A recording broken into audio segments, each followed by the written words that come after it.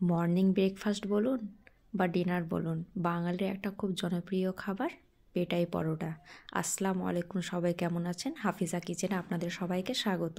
তো আজকে আমি বানাবো পেটাই পরোটা। তার জন্য আমি এখানে রুল ময়দা নিয়েছি 3 কাপ, 1 চামচ মতো সুজি নিয়েছি, হাফ চামচ মতো বেকিং পাউডার, স্বাদ মতো লবণ নিয়েছি, স্বাদ মতো চিনি নিয়েছি ও 2 চামচ মতো নিয়েছি সাদা তেল।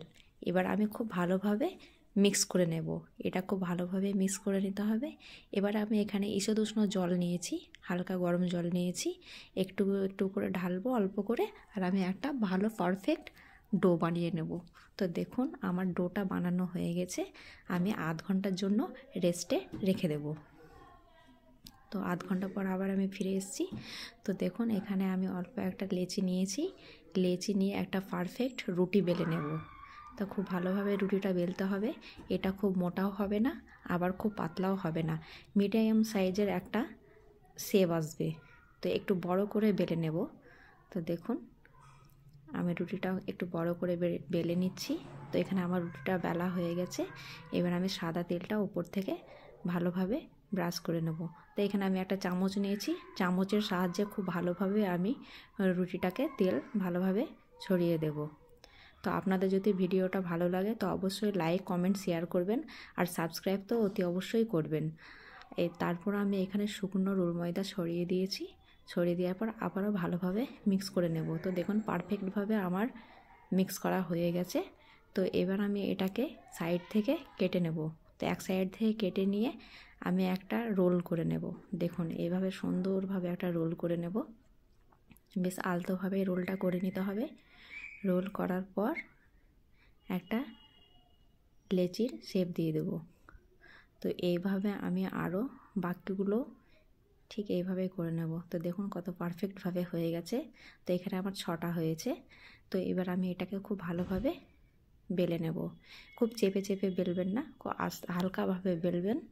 তো দেখুন, তো হালকাভাবে এভাবে বেলে নেবেন।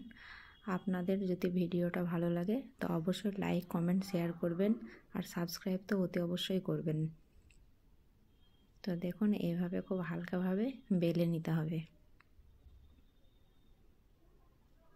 তো আমার বেলা হয়ে গেছে।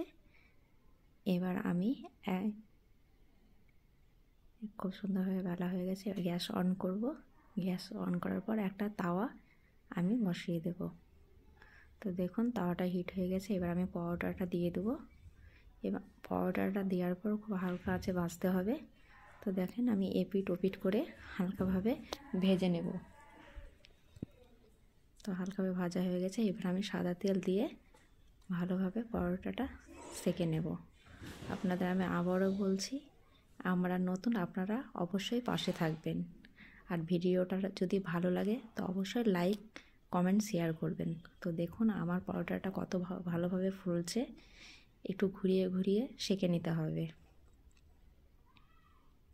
খুব ভালোভাবে সেঁকে নিতে হবে। তো দেখুন কত সুন্দরভাবে ফুলছে, কালারটা কত ভালো এসছে, একদম পারফেক্ট একটা কালার।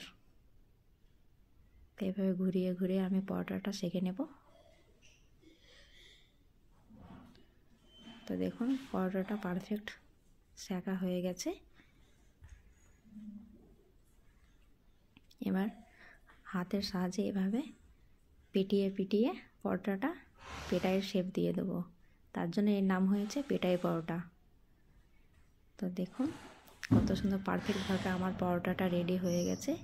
এবার আমি একটা প্লেটের মধ্যে সার্ভ করে নেব। তো আপনারা সুস্থ থাকবেন, ভালো থাকবেন। আল্লাহ হাফিজ।